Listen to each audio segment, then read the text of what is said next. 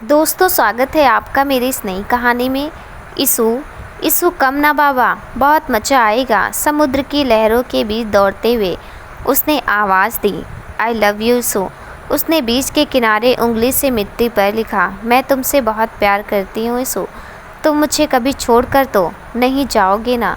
उसने इसू को गले लगाकर कहा, मैं हमेशा तुम्हारे साथ रहूँगी, इस बारिश की तरह। तुम जब जब इस बारिश को देखोगे तुम्हें मैं ही याद आया करूँगी। बारिश की बूंदों में भीगते नाचते उसने बारिश का पानी उंगली अंजुरी में भरकर ईशु के मुंह पर मारा और वह रिया नो चिल्लाते हुए एक झटके में होश में आ गया। उसके कानों में गूंजती लड़की की आवाज़ की जगह ट्रेन की आवाज़ से उसकी तंद्रा टूट गई। उसने देखा तो आसपास कोई नहीं, सभी अपनी अपनी बर्थ पर बैठे थे। उसने खुद को ट्रेन के दरवाजे पर बैठा पाया तो सोचने लगा, मैं यहाँ कैसे। ट्रेन से बाहर गिरती बारिश की बूंदों की आवाज़ सुनकर उसने बाहर देखा। बारिश की फुहारें उसके चेहरे को छूकर किसी के होने का एहसास दिला रही थी, जिससे वह समझ गया कि वह बारिश देखकर वहाँ खींचा चला आया। उसके ख्यालों से बाहर निकलो ईशान, वो तुम्हें छोड़कर जा चुकी है। वो कभी तुमसे प्यार करती ही नहीं थी। तुमसे ज़्यादा उसे तुम्हारी दौलत से प्यार था, क्योंकि तुम ईशान मलिक जो हो, वो ईशान मलिक जिसके आगे सिर तो क्या, नज़र उठाने की हिम्मत भी कोई नहीं कर सकता। देखते ही देखते ईशान के चेहरे के भाव पूरी तरह से बदल गए। जो अभी कुछ देर पहले तक किसी के ख्वाबों में गुम था, अब उसके चेहरे पर नफ़रत भरी थी। जो अभी अपने अतीत में किसी की हसीन यादों में डूबा था, वो अब गुस्से से उफनने लगा। जिसकी आंखों में किसी खूबसूरत लड़की का चेहरा था, अब उन आंखों में गुस्से की आग जलने लगी थी। तुम्हें इतनी आसानी से तो माफ़ी नहीं मिल सकती रिया, नो। ईशान मलिक ये 3 गलतियां कभी नहीं करता, लड़की पर एतबार, रिश्तों में व्यापार और दुश्मन को माफ़। और तुमने तो इनमें से 2 गलतियां की है रिया। यू हैव टू पे फॉर दिस। एक दिन तुम्हें ढूंढकर पूरी तरह से बर्बाद नहीं कर दिया तो मेरा नाम भी ईशान मलिक नहीं। गलती से भी मेरे सामने मत आ जाना रिया, वरना मौत के लिए भीख मांगोगी तुम जानती नहीं हो तुमने किसके साथ दगा किया है, but I will make sure कि एक दिन तुम्हें हर वो एहसास दिलाऊंगा जो तुमने मुझे दिया है। ईशान जहरीली मुस्कान होठों पर लिए वहाँ से उठा और अपने हाथ में ली हुई डेनिम जैकेट को वापस पहन लिया। कायरी आँखें, पतले होंठ, तीखे नैन नक्श, सुंदर कद काठी, चौड़ी छाती, मजबूत कंधे, गोरा रंग, हल्की बियर्ड में ईशान किसी हीरो से कम नहीं लग रहा था। उसकी जहरीली मुस्कुराहट उसे और भी आकर्षित बना रही थी। जब उसने बड़े ही एटीट्यूड के साथ अपने बालों में हाथ घुमाए तो वहाँ बैठी लड़कियों पर उसकी नज़र पड़ी, जो ना जाने कब से बस उसे ही देख रही थी। अनबिलीवेबल, ईशान ने बड़बड़ाते हुए मुंह बनाते हुए अपने गॉगल्स निकाले और लगाते हुए उन लड़कियों के बीच से निकलता हुआ अपनी सीट पर जाने लगा। लड़कियां उसे देखकर उसके लुक्स पर मन मिटने को तैयार थी। सभी लड़कियों के मुंह से तरह तरह की बातें सुनकर उसका गुस्सा और बढ़ने लगा। यार कितना हैंडसम है, उसके बाइसेप्स तो देख यार, कितना हॉट है यार ये। मेरा तो दिल आ गया इस हैंडसम पर। काश एक बार मुझे पलट कर देख ले, बस ये पलट फिल्में देखकर इनका दिमाग ख़राब हो गया है। ईशान खुद से बड़बड़ाया। बाहर पानी, अंदर आग, टेम्परेचर कितना हाई हो रहा है। उन सब की बातें सुनकर ईशान खुद से ही बड़बड़ाने लगा। क्या ज़माना आ गया, पहले लड़के लड़कियों को छेड़ते थे, अब तो लड़कियां भी एम्बैरेस करने में लगी हैं। नाउ आई फील कि लड़कियों को कैसा लगता होगा जब पूरी भीड़ में कोई उन्हें ही घूरता है तो डिस्गस्टिंग। वह गुस्से में वहाँ से निकलकर अपने सीट पर पहुँचने ही वाला था कि तभी एक लड़की भागते हुए आई और उससे टकरा गई। ईशान से टकराती वह लड़की नीचे गिरने ही वाली थी, तभी उसने लड़की का हाथ पकड़कर उसे गिरने से बचा लिया। लड़की ने गिरने के डर से अपनी आंखें एकदम कसकर बंद कर ली। उसका एक हाथ ईशान के हाथ में था और वह अभी भी हवा में ही झूल रही थी। उसके काले लंबे बाल हवा में उड़ रहे थे और दुपट्टा उड़कर ईशान के गालों को छू रहा था। यार क्या किस्मत है इस लड़की की, हम तो बस सोचते रह गए और ये मैडम सीधे इसकी बाहों में, एक लड़की ने कहा। लड़की को देखो, छोड़ने का नाम ही नहीं ले रही, दूसरी ने जलते हुए कहा। काश इसकी जगह मैं होती, तीसरे ने खुली आंखों से सपने देखते हुए कहा। लड़की ने डरते हुए धीरे से अपनी आंखें खोली तो देखा सामने खड़े लड़के ने अभी तक उसे थामा हुआ था और ईशान का चेहरा उसके दुपट्टे से ढका था। लड़की ने सीधे खड़े होकर अपना हाथ ईशान से छुड़ाने की कोशिश की, मगर उसने नहीं छोड़ा। वह कलाई घुमाते हुए, हेलो मिस्टर, छोड़िए हमें, हाथ छोड़िए हमारा, कहते हुए हाथ छुड़ाने की कोशिश करने लगी। ईशान ने उसका हाथ पकड़कर झटके से अपनी ओर खींचा और हाथ पीछे की ओर मोड़ दिया। उसने हाथ इतना कसकर पकड़ा था कि लड़की के हाथ में पहना कड़ा दोनों के हाथों में गड़ने लगा। लड़की ईशान की बाहों में छटपटाते हुए खुद को छुड़ाने में लगी थी। ये क्या कर रहे हो तुम, क्या बदतमीजी है ये, छोड़िए हमें। लड़की के चेहरे पर अब थोड़ा डर और दर्द के कारण आंखों में आंसू आने लगे। छोड़िए हमारा हाथ, तकलीफ़ हो रही है हमें, प्लीज़, उसने सहमते हुए कहा। ईशान ने अपने चेहरे पर आया दुपट्टा हटाया और उसकी सुंदर आंखें गुस्से से आग उगल रही थी, जिन्हें देखकर वह लड़की सिर से पांव तक कांप उठी। लड़की, कौन हो तुम, हमें छोड़ क्यों नहीं रहे, हमने किया क्या है, लीव मी प्लीज़। ईशान आंखें बड़ी करके, तुम्हारी हिम्मत कैसे हुई मुझसे टकराने की। यह सुनकर लड़की हैरान हो गई। लड़की वाट, ईशान दांतों को पीसते हुए, सुनाई नहीं दिया, तुम्हारी हिम्मत कैसे हुई मुझसे टकराने की। लड़की, सीरियसली तुम हमें सिर्फ इसलिए टॉर्चर कर रहे हो क्योंकि हम तुमसे टकरा गए, और वो भी गलती से। ईशान आंखों में आंखें डालकर, ईशान मलिक ऐसी गलतियां बर्दाश्त नहीं करता, और एक लड़की से हुई गलती तो बिल्कुल नहीं। लड़की, तुम खुद को समझते क्या हो, कहीं के शहंशाह हो तुम, जो तुमसे टकराने पर तुम्हारे शान में गुस्ताखी हो गई। ईशान ने लड़की को खुद से दूर झटक कर अपने हाथों को फैलाते हुए कहा, yes because I am Ishaan Malik, और ईशान मलिक को गलतियों से और गलती करने वालों से सख्त नफरत है। लड़की उसे और उसकी अकड़ को बस हैरानी से देखती रह गई। ईशान मलिक, अरे ये तो वही मुंबई का सबसे बड़ा बिजनेसमैन है, मलिक एम्पायर का मालिक, मलिक ग्रुप्स का सीईओ, मुंबई का सबसे पावरफुल बिजनेसमैन। ईशान का नाम सुनकर पास में बैठी एक लड़की ने कहा। ईशान के साथ खड़ी लड़की ने उसकी ओर आश्चर्य से देखा और उसे ईशान का चेहरा कुछ कुछ याद आने लगा, जो उसने कभी अखबार और मैगजीन में देखा था। ईशान मलिक लड़की के मुंह से अनायास ही निकल गया और डर से उसकी आंखें बड़ी बड़ी हो गई। ईशान से टकराने पर उसने लड़की को गिरने से तो बचा लिया, मगर अब लड़की को ईशान से कौन बचाता। ईशान मलिक मुंबई का सबसे बड़ा बिजनेसमैन सुनते ही लड़की के होश उड़ गए थे। ईशान ने उसके करीब आकर उसे बाजुओं से कस के पकड़ा और दरवाजे तक ले आया। छोड़ो हमें, कहाँ लेकर जा रहे हो, छोड़ो हमारा हाथ। लड़की ने पीछे मुड़कर देखा तो बाहर खाई देखकर उसकी आंखों की पुतलियां फैल गई। ईशान ने उसकी आंखों में आंखें डालते हुए उसकी ओर कदम बढ़ाया और लड़की ने डर कर अपने कदम पीछे करते हुए कहा, देखो हमारे पास मत आना तुम, वरना अच्छा नहीं होगा, हम बता रहे हैं। ईशान उसकी तरफ बढ़ता रहा और लड़की पीछे खिसकते हुए पीछे की ओर गिरने ही वाली थी कि ईशान ने फिर से उसका हाथ थाम लिया। तुम पागल हो गए क्या, हमें अंदर खींचो, लड़की ने चिल्लाते हुए कहा। या तो सॉरी बोलो या मरने के लिए तैयार हो जाओ, जल्दी डिसाइड करो तुम्हें क्या करना है, मेरे पास इस वक्त इतना वक्त नहीं है, ईशान ने अकड़ते हुए कहा। लड़की, जब हमारी कोई गलती ही नहीं है तो हम माफ़ी क्यों मांगे।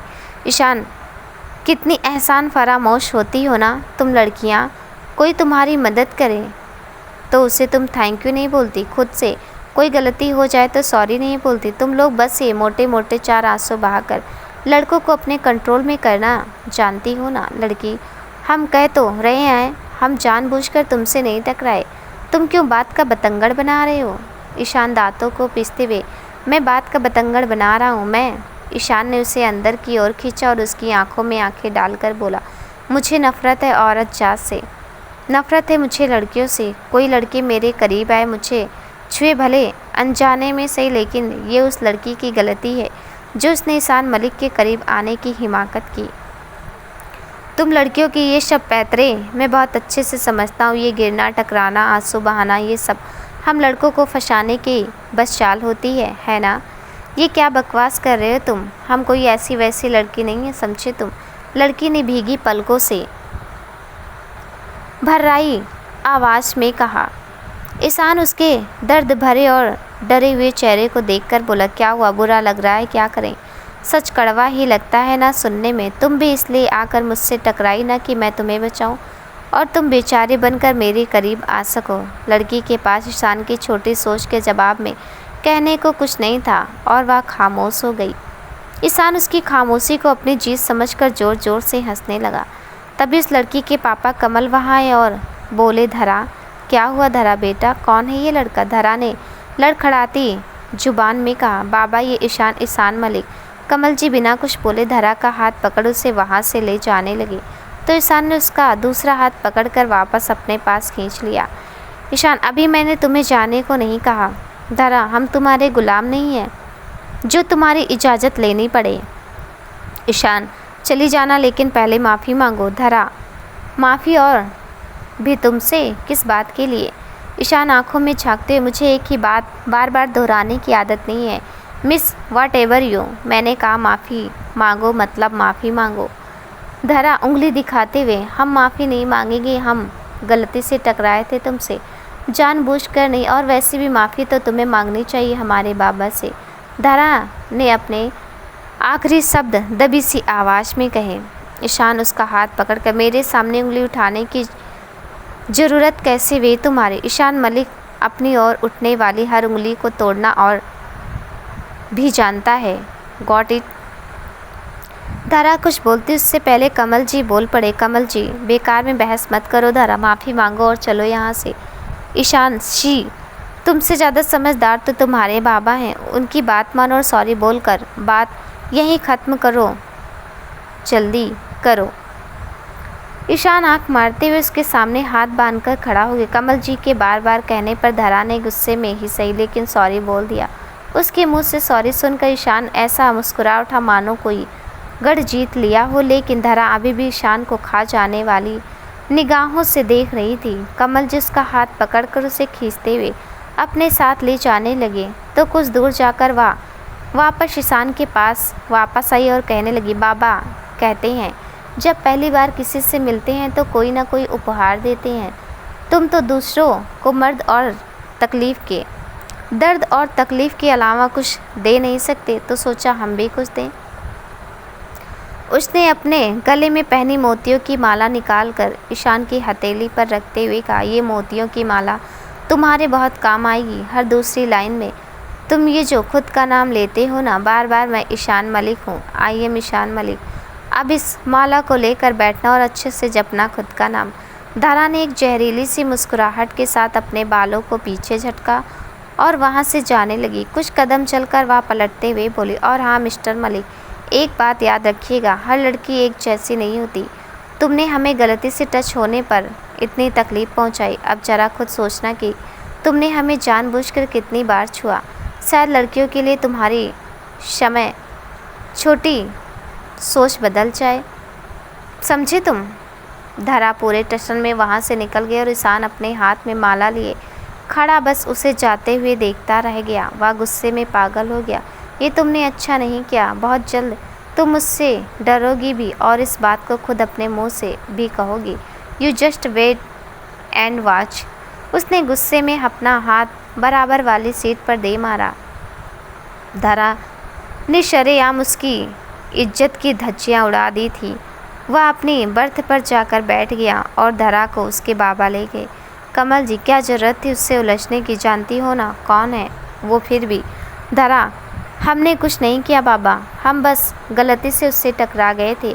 और एस यूजिकल उसका आई एम ईशान मलिक वाली अकड़ शुरू हो गई। धरा के चेहरे पर अभी तक गुस्सा था। कमल जी, हो गया ना, अब बैठ जा शांति से, और अब स्टेशन आने तक तो सीट से नहीं उठेगी, समझी? बैठ चुपचाप। धरा मुंह बंद करके चुपचाप बैठ गई। 21 साल की धरा, सुंदर रूप, गोरा रंग, ऊंची कदकाठी, काले लंबे बाल, गहरे मोटे नयन जिनमें बारीकी से काजल सजाया हुआ था। छरहरी काया और उस पर हल्के रंग का पटियाला सूट, जिसके साथ उसने गले में मोतियों की माला डाली हुई थी, जिसे वह ईशान को थमा आई। हाथ में उसकी माँ का दिया हुआ कड़ा, जिसे वह कभी खुद से दूर नहीं करती। माथे पर एक छोटी सी काले रंग की बिंदी, जिसने उसकी खूबसूरती में चार चांद लगा दिए, और वह भला की खूबसूरत लग रही थी।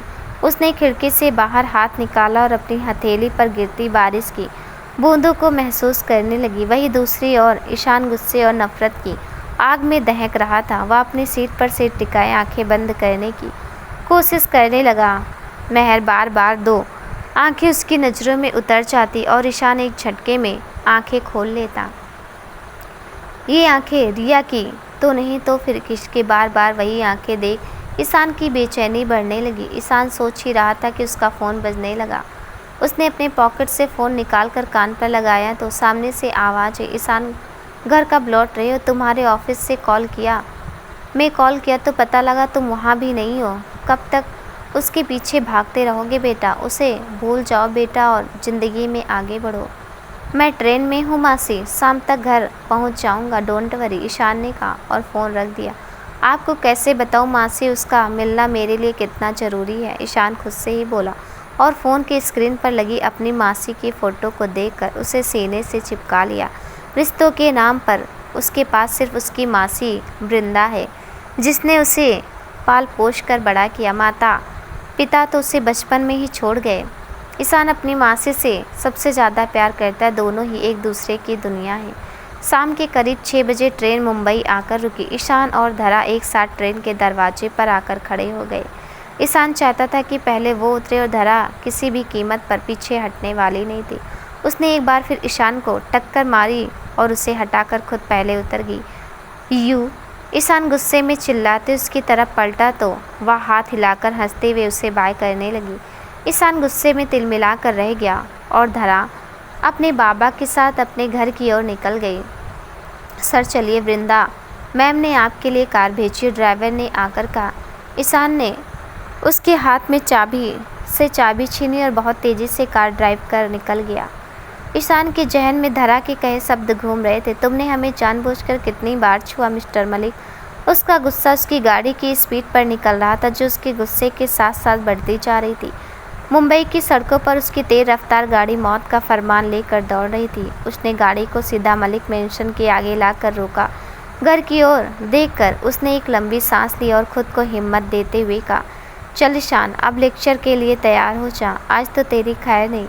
ईशान गाड़ी से उतरा और चाबी गाड़ी गेट पर खड़े गार्ड की तरफ उछालते हुए अंदर आया। दरवाजे के ठीक सामने बड़े से हॉल में पीछे बड़े से सोफे पर वृंदा जी पाँव पर पाँव रखे हाथ में पेपर वेट घुमाते हुए बैठी थी। पीच रंग की कॉटन की साड़ी, गले में कुंदन और मोतियों का चिक सेट, उंगली में भारी जड़ाऊ अंगूठी पहने वह सच में किसी बड़े घराने की महारानी लग रही थी। लगता है आज मासी बहुत गुस्से में है, उसने मन ही मन सोचा और उनकी ओर बढ़ते हुए बड़े प्यार से बोला, मासी अच्छा हुआ आप यहीं मिल गई। वृंदा जी ने उसे हाथ दिखाते हुए वहीं रुक जाने को कहा और ईशान की इतनी मजाल नहीं कि वह एक कदम भी आगे बढ़ा सके। वृंदा जी उसे गुस्से में घूर रही थी। दुनिया को अपने नाम से डराने वाला ईशान अपनी मासी के सामने भीगी बिल्ली की तरह खड़ा था।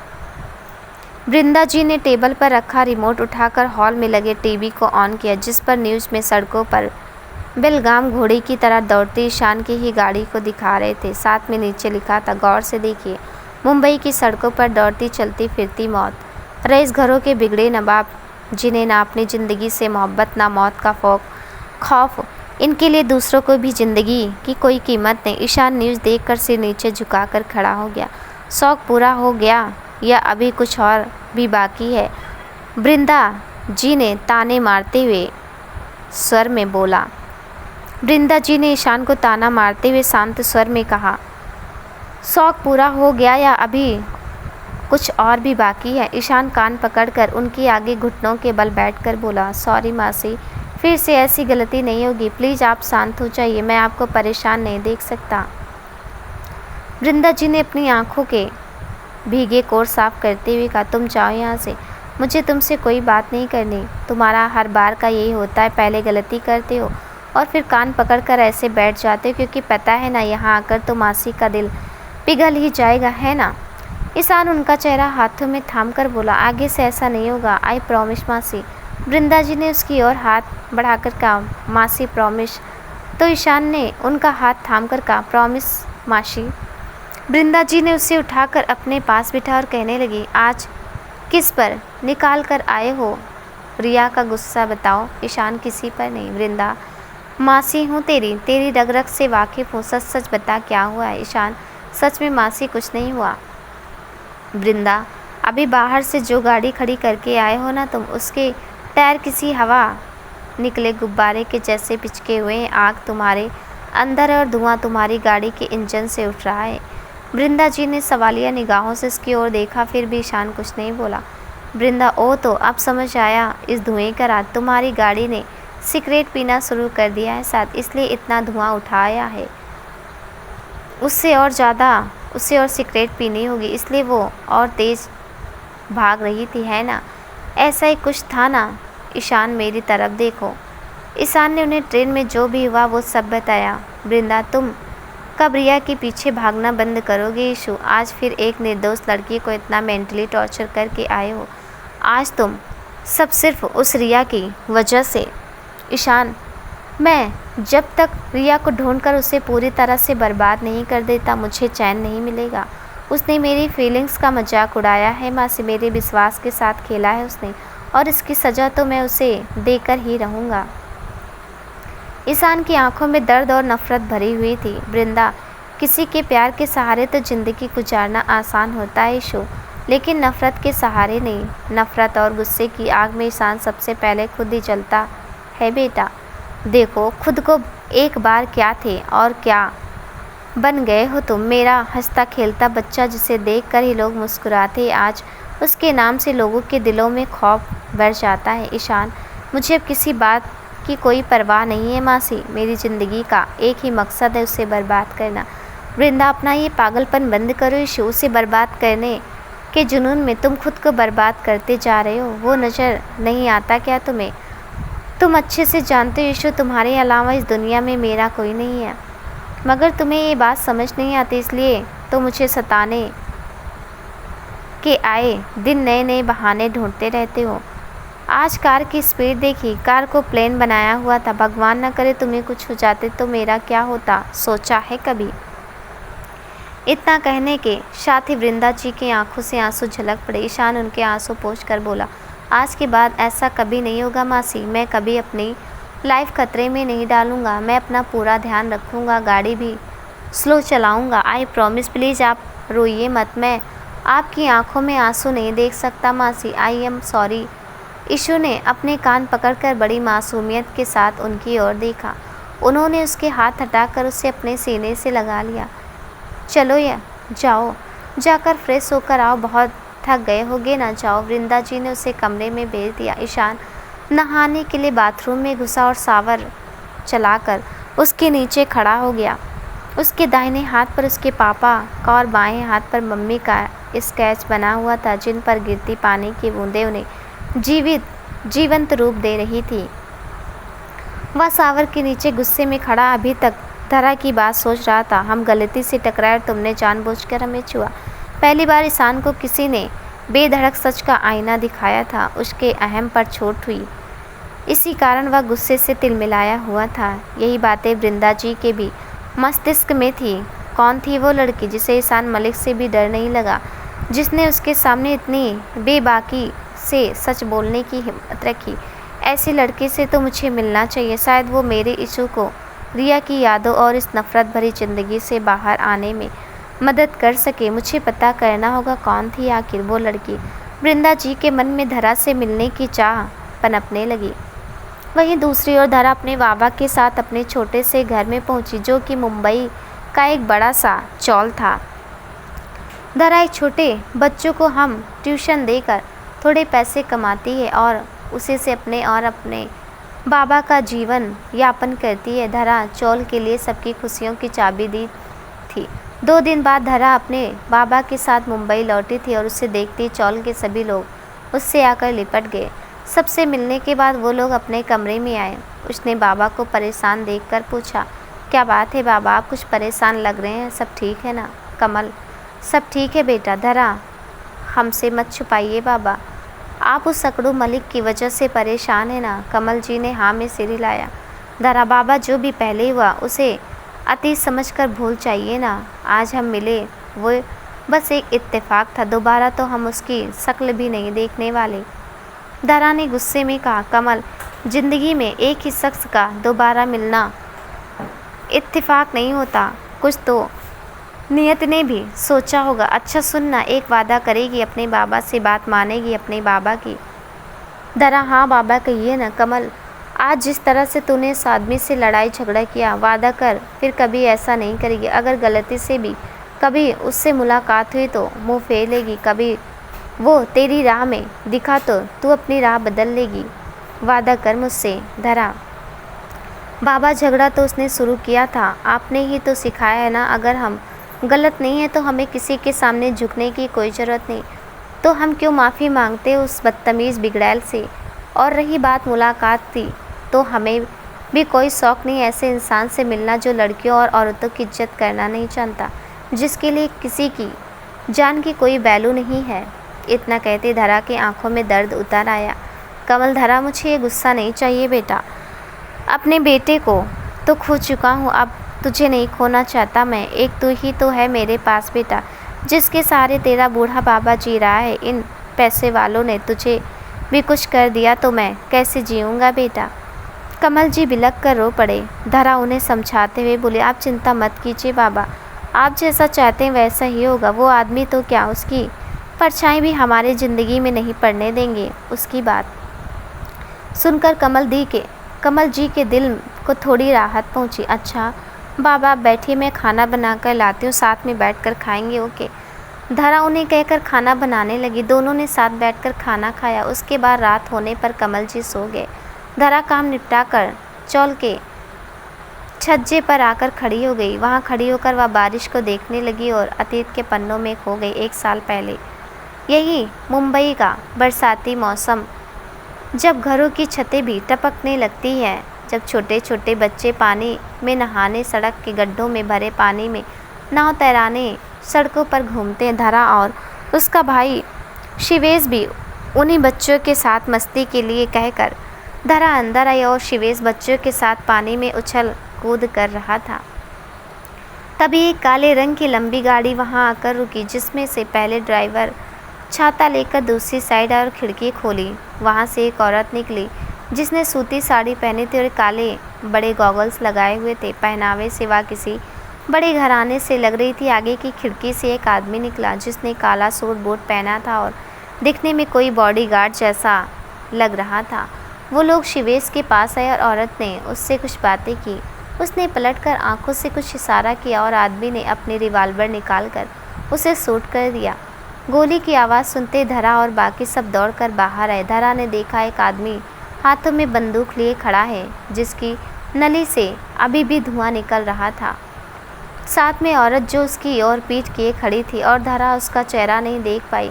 सामने ज़मीन पर उसका भाई लहूलुहान पड़ा है, जिसके खून से बारिश का पानी भी लाल हो चुका था और बच्चे सभी सहमे हुए खड़े थे।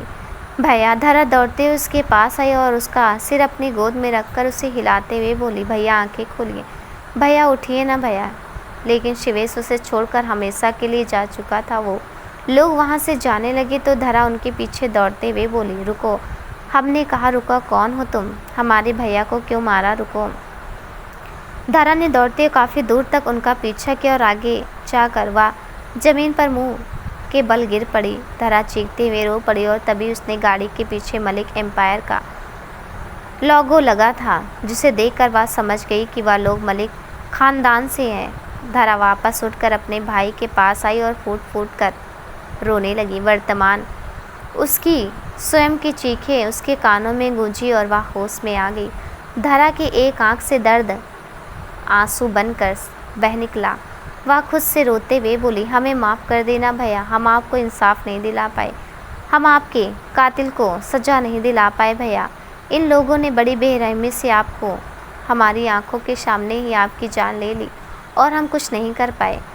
उन पैसे वाले लोगों का हम कर भी क्या सकते हैं। आज जब उस अमीरजादे को देखा तो ऐसा लगा जैसे किसी ने जख्मों पर मिर्च छिड़क दी हो। सीने में अंदर ही अंदर कुछ टूट रहा था और हम बेबस उसका कुछ नहीं कर सकते थे।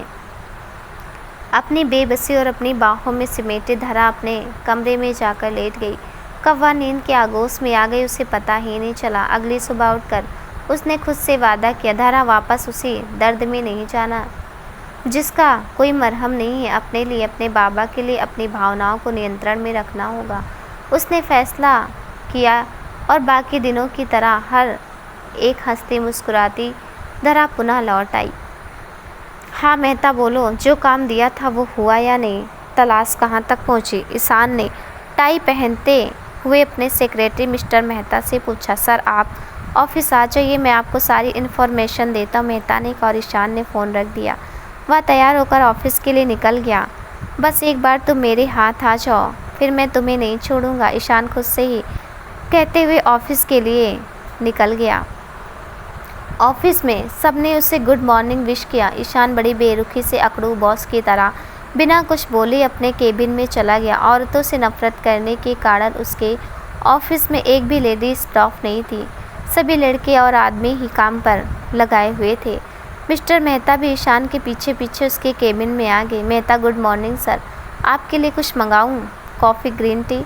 ईशान एक ही सांस में इन सब बेकार की फॉर्मेलिटी को छोड़ो मेहता और बताओ क्या हुआ? ऐसी क्या बात थी जो फ़ोन पर नहीं हो सकती थी? मेहता सर, जो सुराग हाथ लगा है वो इन पेन ड्राइव में है जिसके बारे में फ़ोन पर बात पॉसिबल नहीं थी।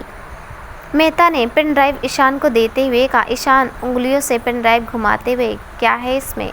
मेहता वही दिखाने के लिए तो आपको बुलाया है सर। ईशान ओके। ईशान ने अपने हाथ से मेहता को वहाँ से जाने का इशारा किया। उसने लैपटॉप से पेन ड्राइव लगाई जिसमें एक वीडियो थी। ईशान ने वो वीडियो प्ले किया जिसे देखकर उसकी आंखें फटी की फटी रह गई और गुस्से में वह गर्म लावा के जैसे दहकने लगा। ईशान ने मिस्टर मेहता को अपने केबिन से जाने को कहा। उसकी लाइव पेन ड्राइव अपने लैपटॉप में लगाई जिसमें एक वीडियो था। ईशान ने वो वीडियो प्ले किया और उसे देखते ही उसकी आंखों में खून उतर आई। ये तुमने बिल्कुल अच्छा नहीं किया।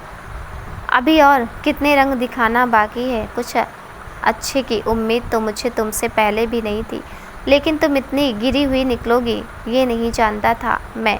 औरत जात पर भरोसा करना दुनिया की सबसे बड़ी बेवकूफ़ी है। ईशान लैपटॉप में घूरते हुए बोला। उसने कुछ सोचते हुए मेहता को फ़ौरन अपने केबिन में बुलाया। मेहता उसके केबिन में आया। ईशान कुर्सी से उठकर जेब में हाथ डाल केबिन के विंडो से बाहर स्टाफ की ओर झांकते हुए बोला।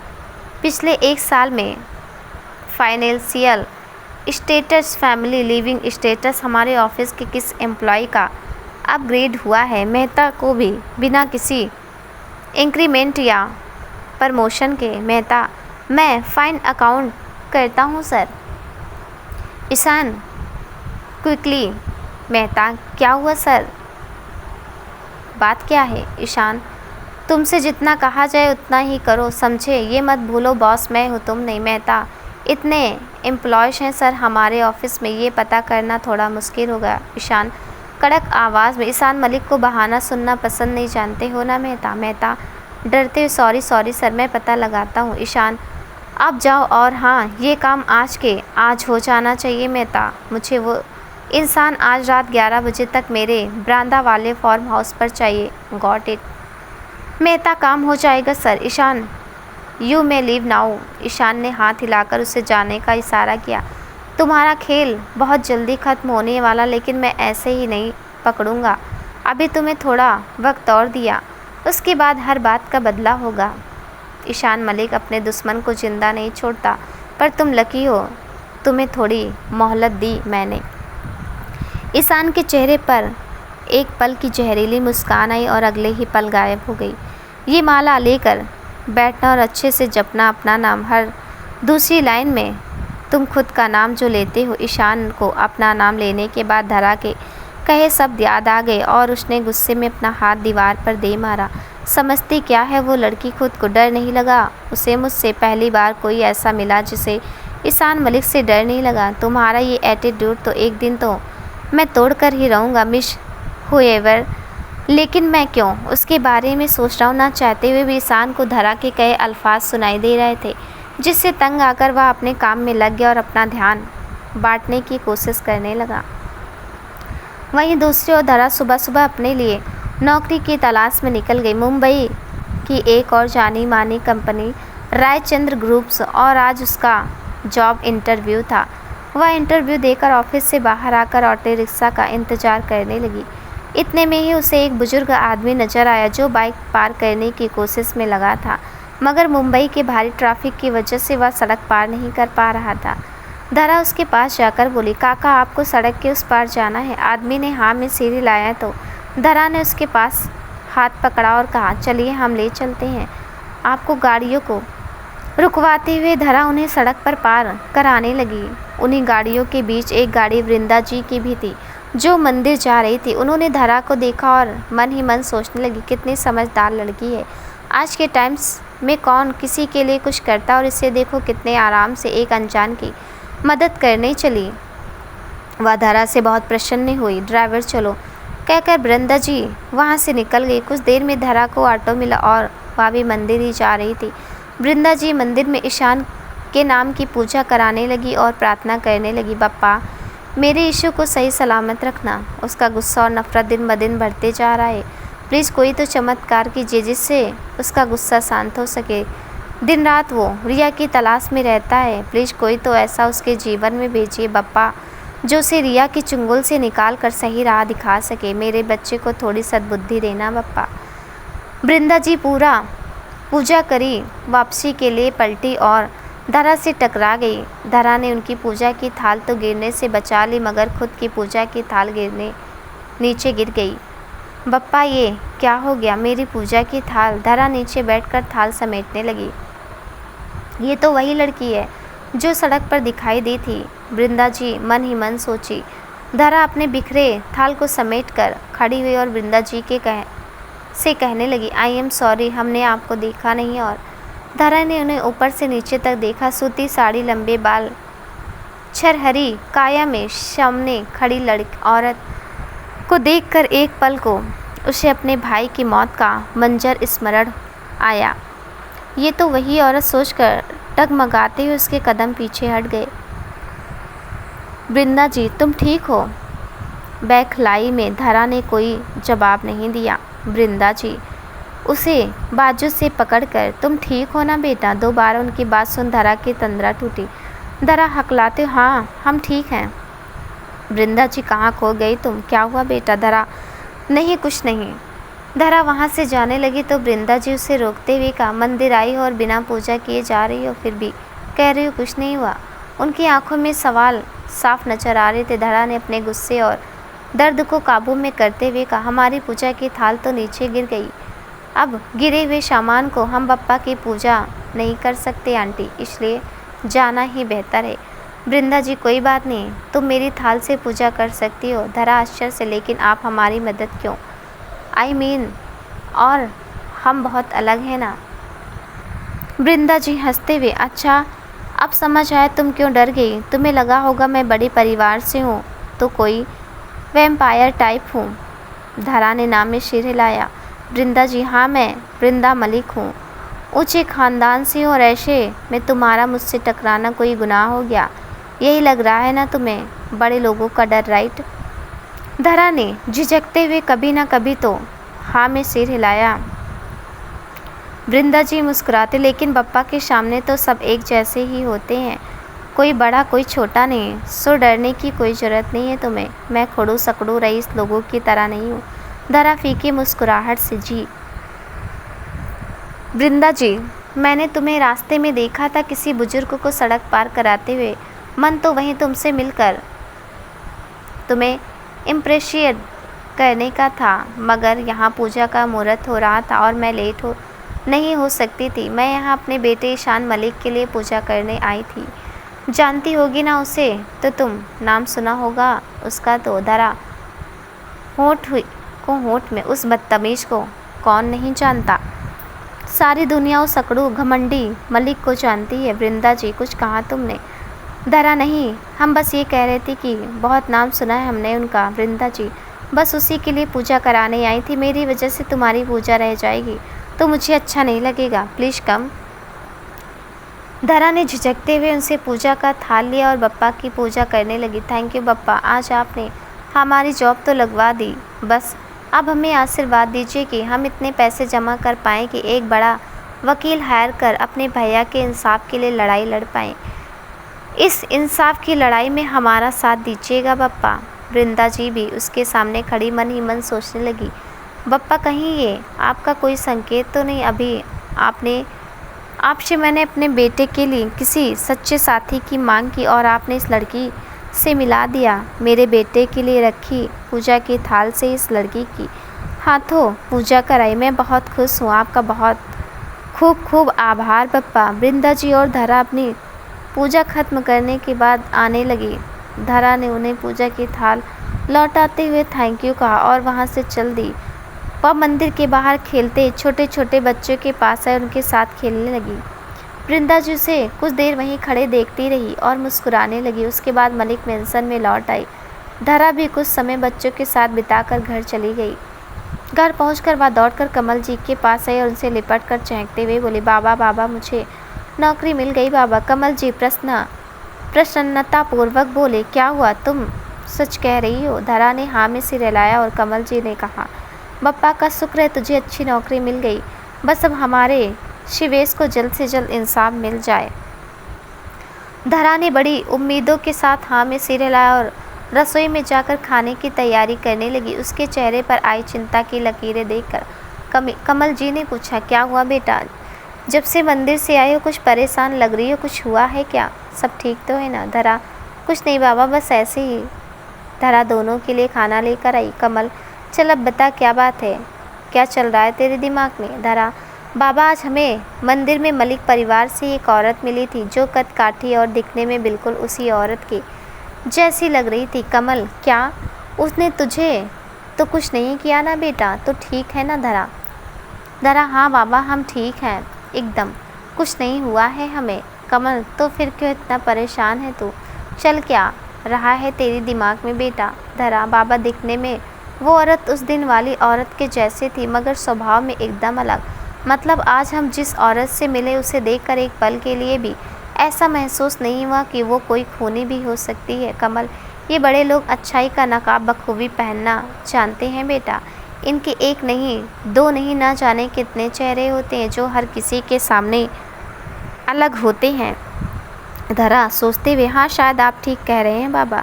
कमल, पता नहीं किस्मत भी अब हमसे क्या चाहती है जो बार बार उस मलिक परिवार को सामने लाकर खड़ा कर देती है। सच कहूँ मुझे तेरे लिए बहुत डर लगता है बेटा, बहुत फिक्र रहती है तेरी। धरा, आप चिंता मत कीजिए बाबा, हमें कुछ नहीं होगा। आपका और बप्पा का साथ है ना हमारे साथ, और हमें भैया को इंसाफ दिलाने से पहले कुछ नहीं हो सकता। आप अच्छे से खाना खाइए। धरा की आवाज़ में आज एक नई उम्मीद और हौसला था। एक न एक दिन वह अपने भाई को न्याय जरूर दिलाएगी। दोनों ने मिलकर खाना खत्म किया और धरा बाकी का काम समेटने लगी, जिसके बाद उसे ट्यूशन पढ़ाने भी जाना था। वहीं दूसरी ओर वृंदा जी के मन में बार बार धरा का ही ख्याल आ रहा था। उन्होंने अपने पर्सनल सिक्योरिटी गार्ड जैकी को बुलाया और कहा, आज मुझे मंदिर में एक लड़की मिली, उसके बारे में मुझे सारी डिटेल्स चाहिए। वो कहाँ रहती है, क्या करती है, क्या नाम है, फैमिली में कौन कौन है, एक्स्ट्रा। जैकी मैम, लड़की की कोई तस्वीर, कोई लीड जिससे हम उसे ढूंढ सके? वृंदा सोचते, वो लड़की मंदिर के बाहर बच्चों के साथ खेल रही और बच्चे भी उसे देखकर ऐसे खुश थे जैसे वो पहले से जानते हैं उसे। उनसे पता करो, शायद कुछ पता लगे। जैकी, ओके मैम। वृंदा, और हाँ एक स्केच आर्टिस्ट को और बुलवाना, उसका स्केच बनवाते हैं जिससे तुम्हें और थोड़ी मदद हो जाएगी। जैकी, श्योर मैम, मैं आज ही स्केच आर्टिस्ट अरेंज करता हूँ। वृंदा, गुड, बस एक बात का ख्याल रहे कि इशू को इस बारे में कुछ पता ना चले। Got it. Jackie, yes ma'am. Vrinda, that's is all. Jackie वहाँ से चला गया और वृंदा जी अभी तक धरा के बारे में सोच रही थी। कुछ तो बात है उस लड़की में, शायद मेरे इशू के लिए मुझे तो सही लड़की चाहिए। ये वही है, बस एक बार मुझे इसके बारे में पता लग जाए, फिर मैं खुद जाऊंगी इसके घर वालों से इसका हाथ मांगने। सुंदर, सुशील, आकर्षक, समझदार, शांत, गुस्से वाली, हर तरह से ये लड़की मेरे इशू की टक्कर की है। मुझे लगता है वही इशू को सही राह पर ला सकती है, इस बदले की भावना को भुलाकर उसे फिर जीना सिखा सकती। आई होप इशू भी मान जाए, और वो अपनी मासी को मना नहीं कर सकता। वृंदा जी ईशान की नई जिंदगी के लिए अपने सपने संजोने लगी। ईशान अपने ही कामों में व्यस्त था। शाम होने पर जैकी एक स्केच आर्टिस्ट को मलिक मेंशन लाया और वृंदा जी धरा का स्केच बनवाने लगी। बदकिस्मती से वह बस आंखें ही बना पाया था, तभी उसे किसी ज़रूरी काम के लिए जाना पड़ा। वृंदा जी उस आधे अधूरे स्केच को देखकर सोचने लगी, कितनी सादगी और मासूमियत दिखती है इस लड़की की आंखों में। आई जस्ट होप जैकी इसके बारे में कुछ पता लग पाए। जैकी मैम एक बार आएगी, कुछ ज़रूरी बात करनी थी आपसे। वृंदा, हाँ बोलो जैकी, कुछ पता लगा लड़की के बारे में? जैकी मैम, मैंने लड़की के बारे में मंदिर के बाहर खेलने वाले बच्चों से पूछा, मगर उसने कुछ पता नहीं लग पाया। वृंदा, लेकिन ऐसा कैसे हो सकता? उन्हें देखकर तो लग रहा था कि वो उसे जानते हैं। जैकी, मुझे लगता है कि वो बच्चे मेरी बात समझ नहीं पाए। आप ये स्केच पूरा कराइए, शायद उसे देखकर वो लड़की को पहचान ले। वृंदा, हाँ शायद तुम ठीक कह रहे हो। तुम इस स्केच की मदद से उस लड़की को अच्छे से ढूंढ पाओगे। कल तक ये स्केच पूरा हो जाएगा, फिर उसकी तलाश शुरू करना। जैकी, ओके मैम। जैकी वहाँ से चला गया और वृंदा जी की उम्मीद धरा की ओर एकदम कदम और आगे बढ़ गई। वहीं दूसरी ओर ईशान हकीकत की तलाश में था। वह 10 बजे ही बरामदा वाले फार्म हाउस पर पहुँच गया और मेहता का इंतजार करने लगा। वह हॉल में ही डाले सोफे पर बैठ गया और एकटक दरवाजे पर देखता रहा। करीबन आधे घंटे बाद फार्म हाउस के बाहर गाड़ी आकर रुकी। मेहता एक जवान लड़के को हाथ और मुंह बांधे घसीट कर लाया और उसका हाथ खोलकर उसे ईशान के सामने ज़मीन पर पटक दिया। ईशान, क्या बात है मेहता, आज वक्त से पहले काम पूरा कर दिया तुमने। सुबह तो तुम्हें ये काम नामुमकिन लग रहा था। मेहता, सुबह लग रहा था सर, मगर आप ही कहते हैं ना, नामुमकिन सिर्फ तब तक है जब तक कोई काम शुरू ना किया जाए। कोशिश की तो नतीजा भी मिला। ईशान हंसते हुए, काफ़ी समझदार हो गए हो मेहता, इम्प्रेसिव। मेहता इठलाते हुए, थैंक यू सर, छोड़ो मुझे प्लीज़, मुझे छोड़ दीजिए सर। मैंने क्या किया है सर? मेरी गलती तो बताइए, मुझे ऐसे यहाँ क्यों उठाकर लाए हैं मेहता जी? प्लीज़ इनसे कहिए मेरे हाथ खोलो और मुझे जाने दीजिए प्लीज़ सर, लड़के ने रोते गिड़गिड़ाते हुए कहा। ईशान अपने दोनों हाथों को पीछे सोफे पर फैलाकर एक पैर पर दूसरा पैर रखते हुए किसी राजा की तरह बैठ गया। सर, यही वो लड़का है जिसकी चादर उसकी हैसियत से ज़्यादा बड़ी है। यही लड़का जिसकी आमदनी से अधिक खर्च है। मेहता ने ईशान के आगे उसके बारे में सब कुछ बताया। ईशान उसकी ओर झुका, गुस्से में उसका मुंह भींचते हुए बोला, इस लड़के का शुभ नाम क्या है मेहता जी?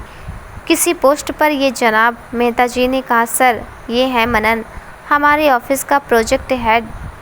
मनन शेरगिल सुनते ईशान का दिमाग घूम गया और वह गुस्से में आग बबूला हो गया। मेहता ईशान के कहने पर एक लड़के को ढूंढकर उसके सामने लगाया। सर ये है मनन। शेरगिल मेहता ने उस लड़के का नाम बताया। नाम सुनते ईशान सब समझ गया और उसकी आंखों में खुद खून उतर आया। उसने गुस्से में एक जोरदार तमाचा मेहता के चेहरे पर जड़ दिया, जिसकी गूंज से पूरा फार्म हाउस गूंज उठा। मेहता डर से थर थर काँपने लगा। सर आपने मुझे क्यों मारा? मेहता ने अपना गाल मसलते हुए पूछा। तो ईशान उससे गुस्से में खा जाने वाली निगाहों से घूरते हुए बोला, उसका भाई हमारे ऑफिस में क्या कर रहा है मेहता? ये लड़का हमारे ऑफिस में काम करता है, तुमने मुझे पहले क्यों नहीं बताया? क्यों? ईशान ने दहाड़ते हुए कहा। और मेहता और मनन दोनों उसके गुस्से को देखकर सहम गए। मेहता काँपते हुए, सर सॉरी, मैं नहीं जानता था इसके बारे में कुछ। I am sorry sir. Ishaan ने एक और थप्पड़ उसके मुंह पर जड़ दिया। ईशान, अगर तुम ये नहीं जानते कि ऑफिस में कौन काम करता है और कौन नहीं, then what the hell are you doing here? तुम्हें ऑफिस में काम करने के पैसे मिलते हैं या आराम करने के? मेहता, सॉरी सर, पता नहीं कैसे मैं इतनी बड़ी बात आपको बताना भूल गया सर, प्लीज़ मुझे माफ़ कर दीजिए। ईशान, इस आदमी को हमारी कंपनी के हर प्रोजेक्ट, हर टेंडर की डिटेल, सारी इन्फॉर्मेशन लीक करके हमारी राइवल्स की मदद की और तुम कह रहे हो माफ़ कर दो। मेहता आई एम सॉरी सर, मैं आगे से ध्यान रखूँगा सर, प्लीज़ मुझे माफ़ कर दीजिए sir. Ishaan no I am sorry कि मैंने एक ऐसे आदमी पर भरोसा किया जो इसके लायक भी नहीं था। तुम्हारे इस गैर जिम्मेदाराना हरकत की वजह से हमारी कंपनी को लगातार लॉस पर लॉस मिलते रहे। हमारा हर प्रोजेक्ट हमारे हाथ से निकलता गया। दुश्मन से पैसे लेकर ये और इसकी बहन अपने जेब भरते रहे। हमारी कंपनी की डिटेल्स लीक होती रही और तुम कह रहे हो तुम्हें माफ़ कर दो। मेहता ईशान के गुस्से से पूरी तरह से डर चुका था। उसने मेहता की कॉलर पकड़कर कहा, ईशान मलिक वो आग है जो एक बार दहक जाए तो सब कुछ तबाह करके ही लौटती है। ईशान मलिक ये 3 चीज़ कभी नहीं करता, गलती को दोहराना, किसी निर्दोष को फंसाना और पेट पर वार करना, और तुम दोनों ने इनमें से 2 गलतियाँ की हैं। सो यू हैव टू पे फॉर दिस मेहता। ईशान ने एक टक उसे घूरते हुए कहा। मेहता उसके सामने हाथ जोड़े माफ़ी मांगने लगा, मगर ईशान पर उसकी बातों का कोई असर नहीं था।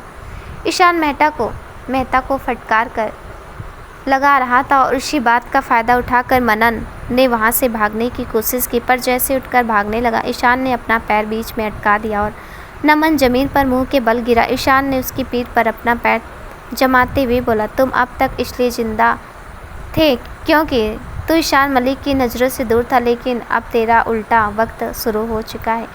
मनन गिड़गिड़ाते हुए बोला, प्लीज़ मुझे जाने दो, मैंने कुछ नहीं किया, प्लीज़ मुझे छोड़ दो। ईशान उसकी पीठ पर जूते से मसलते हुए बोला, अगर ज़िंदा बचना चाहते हो तो सच सच बता दो, तुम्हारी बहन कहाँ है, छिपकर बैठी है, किसके साथ मिले हुए हो, तुम बताओ। ईशान चिघाड़ते हुए बोला, मनन तुम दीदी तक कभी नहीं पहुँच सकते, ईशान मलिक कभी नहीं। ईशान ने उसके बालों को नोचा तो मनन दर्द से चीख पड़ा। ईशान बोलो, कहाँ है वो, जवाब दो। मनन मैंने कहा ना, तुम मेरी दीदी तक कभी नहीं पहुँच पाओगे।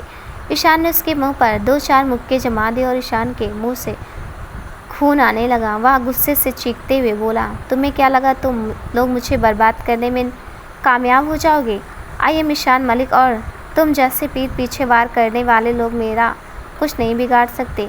जानते हो क्यों? क्योंकि ईशान मलिक अपनी लड़ाई खुद लड़ने का दम रखता है, लोगों की तरह छिपकर वार नहीं करता। मनन हंसते हुए अपने होंठ के किनारे पर लगे खून को साफ करते हुए बोला, चलो अच्छा ईशान मलिक, तुम्हें अब सच पता लग ही गया है तो टक्कर आमने सामने की होगी, अब लड़ने में और भी मज़ा आएगा। मनन ज़ोर ज़ोर से हंसने लगा और उसकी हंसी से ईशान के खून में उबाल आने लगा। ईशान ने उसकी गर्दन पकड़कर भींचते हुए कहा, तू कुछ नहीं बताएगा ना उसके बारे में, तो अब देख वो कैसे तुझे खुद दौड़ते हुए आती है। ईशान ने उसका सिर झटक दिया। मनन ने दांत पीसते हुए कहा, वो तुम्हारे पास कभी नहीं आएगी, समझे तुम। ईशान ने उसकी बचकानी बात पर हंसी आ गई। मनन और मेहता दोनों उसके दिमाग को नहीं समझ पा रहे थे। मेहता, वीडियो बनानी आती है ना तुझे? वैसे तो तू किसी काम का नहीं, फ़ोन पकड़ कर तो खड़ा हो ही सकता है ना। ईशान ने जहरीली हंसी हंसते हुए कहा। मेहता ने डर कर तुरंत हाँ में सिर हिला दिया। ईशान ने उसे इशारा किया तो उसने नमन की जेब से उसका फ़ोन निकाला और उनसे कुछ कदम दूर जाकर फ़ोन लेकर खड़ा हो गया। जी बात। ईशान ने हंसते हुए कमर के पीछे से अपनी रिवॉल्वर निकाली और मनन के कनपट्टी पर लगा दी। बंदूक देखकर मनन के भी पसीने छूट गए। ईशान ने उसे गन पॉइंट पर लेते हुए गन लोड किया और मनन के चेहरे पर डर बढ़ने लगा। अगर तुम अपने इस लाडले भाई की सलामती चाहती हो तो चुपचाप मुझसे मिलने आओ, नहीं तो मैं इसे अभी ऊपर पहुंचा देता हूँ। The choice is yours. अभी तक तुमने अपने इस भाई को मेरी जासूसी के लिए पीछे लगाया हुआ था, जिस भाई की आड़ में तुम छिपी बैठी हो। अब उसी भाई को बचाने के लिए तुम्हें सामने आना होगा प्यारी दीदी जी, नहीं तो अपने भाई को हमेशा के लिए भूल जाना। मनन ने कैमरा की तरफ देखते दांतों को पीसकर धमकी देते हुए कहा, दीदी मत आना यहाँ, ये आदमी मेरा कुछ नहीं बिगाड़ सकता, ये बस आपको डराना चाहता है, इसकी बातों में मत आना दीदी, आप बस वही करना जो आपको करने को कहा गया है, मुझे कुछ नहीं होगा दीदी। मनन ज़ोर ज़ोर से चिल्लाने लगा तो ईशान ने उसके मुंह पर ज़ोरदार मुक्का जमा दिया। बंदूक के कोने से मनन के सिर पर वार किया और वह दर्द से कराहते हुए बेहोश होकर ज़मीन पर गिर पड़ा। ईशान ने उसे गुस्से में देखते हुए चिल्लाते हुए कहा, कट, और मेहता ने वीडियो रोक दी। ईशान ने उसकी ओर हाथ बढ़ाया और मेहता ने फ़ोन लाकर उसके हाथों में रख दिया। ईशान ने मनन का हाथ पकड़कर उसकी उंगलियों की छाप से फ़ोन अनलॉक किया और उसी के फ़ोन से वीडियो उसकी बहन को भेज दिया।